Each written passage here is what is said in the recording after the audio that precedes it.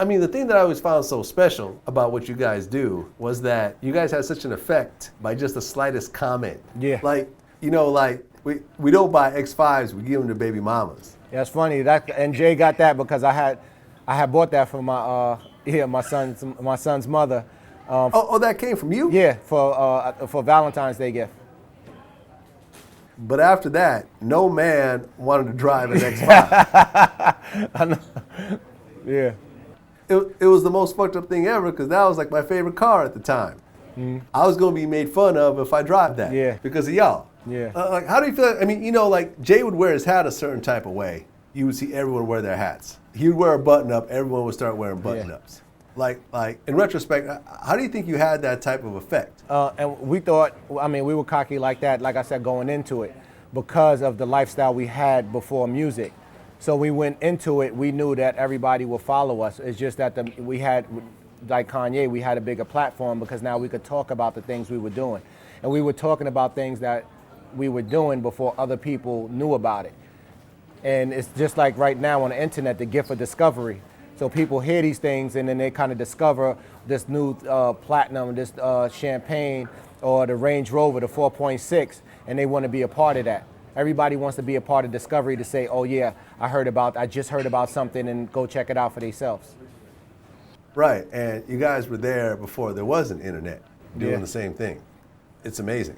Yeah. Now, you want to offer the first ever consumer goods IPO? Yeah, we did that with StockX. So I heard about. Oh, you're part of StockX. Well, what we did is offer some exclusive items through them. So, they have their consumer IPO, and we did is partner with them to have exclusive 4th of November and Reasonable Doubt to be sold on their site. At the time, they were only doing sneakers. So now anything besides sneakers, all the clothes, we had the exclusive deal and we did that first with them. Like I said, we like to do things first and push the envelope. So we went there and I spoke with Josh and some of the team over there. I like what they was doing. I thought it was a good opportunity for us. What do you think is the future in terms of what you're doing so far in terms of clothing and so forth? I feel like the internet's completely changed the way you buy clothes. I'll order something I like in like 2 or 3 different sizes, try on what I want, and send everything else back. Yeah, and then send back, right? Yeah. 10 years ago, no one did this. Yeah. It's the same thing as the gift of discovery. So now everybody's like on trying to see what they like. I think the big box retails, even that, they're not doing as good as they used to. You can see the numbers at Macy's, right, and how Right. their stock has been going down. So I hope you don't own any of that. But but it's the same thing. I mean, it's urban kind of turning to streetwear, which is big right now. Supreme probably being the behemoth in that space. But a lot of it is kind of everything is do it yourself. Everybody's looking at how to take advantage of just making your own product and selling it online and the vertical, just how to make the most money yourself. Yeah, I know 2 Chainz did well with the whole CEO brand. Yeah. That he did. He definitely did his thing. And you're still a 1/3 owner of Reasonable Doubt. Yeah. Now, I heard at one point Jay wanted to buy out you and Dame. Yeah. Dame came back and mentioned it. I was like, I'm never letting go Reasonable Doubt. You're never going to sell it. No. Why is that? I mean, that's something I hold dear to my heart. So it's not even about the money. It's about the thing that put me in a different space. And as I keep talking about all the things, the relationships that got built, the businesses that got built, the frame of mind that came from that, the lifestyle I was living, is something that I wanted to be a part of for the rest of my life, and I'll probably just pass that down to my son. Now, when Jay became president of Def Jam, they gave him his entire catalog. Uh-huh. Now, I'm not sure if they gave it to him. I'm not sure how it worked. But did they give him his masters when he became president of Def Jam? Wasn't that part of the deal? I'm not really sure about that. Okay, all right, maybe I'm wrong. I heard it was something like that. Mm-hmm. I heard that the Reasonable Doubt master was the only one that he didn't own outright. Yeah, that's true. But I'm just saying I don't know how the deal was. Ah, okay, so Jay does own the masters of all the other albums. Yeah. How do you manage that? Because you guys worked on all of it together. Like I said, I don't know how the deal worked with that. I mean, when it's all said and done, like, What are you the most proud of in terms of the mark that you left on the world? I think the legacy for me and the mark is for the interns. Like I think I spoke about this earlier. To see Shaka, who used to work on our video department, become a president. You know, Tata, who was real instrumental on building the whole Roc-A-Fella up, to be a co-founder of Roc Nation. Emery Jones to be the lifestyle specialist. Christy to be back in the fold doing management. Emmanuel, you know, at head over there in Atlantic, and Shari Bryant. To see all these kids, G. Robeson, hip hop, to build these big companies, but more or less to see the relationships that we had with people, how we kept everything family and try to do things fair and to emulate that and to be successful themselves. Yeah.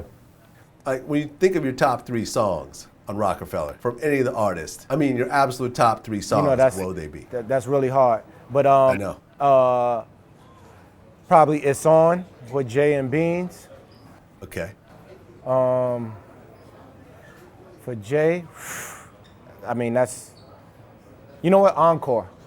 And as I was listening to that the other day, it was like, because it kind of summed up everything. So, you know what I mean? Like he did that so perfectly. I don't know, Welcome to New York City with Jay and Cam. I mean, that can change, so I hope everybody don't listen to that be like, man, that's the 3.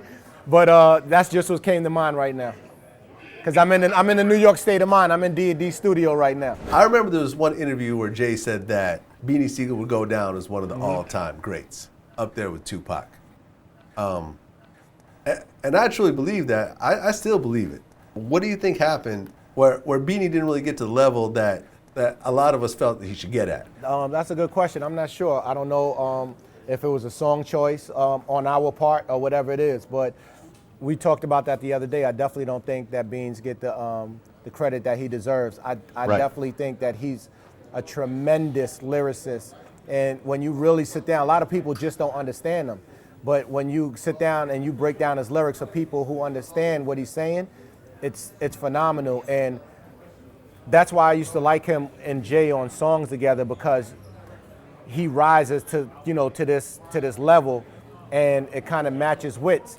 It's never, you know, these songs where you like, man, Jay killed him or anything like that. It's like, damn, who won that? It's like, it's kind of going back and forth. It brings me back to that DMX and Jay-Z battle. Like, I remember when I interviewed Clark Kent, at one point Tupac took a shot at Jay-Z. Well, you mentioned in a previous interview that Jay-Z had a Tupac diss record that never got released. Yeah, it never got released. No. But he performed it live at the Apollo one day we was doing the show. I heard about that. Yeah. We actually tried to get that footage, but we couldn't get it. Yeah, it was tough.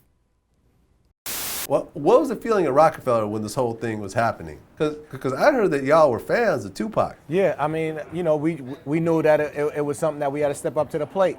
He ended up releasing a little something called Dead or Alive, and that's out there. And that was actually about, you know, going back at Tupac.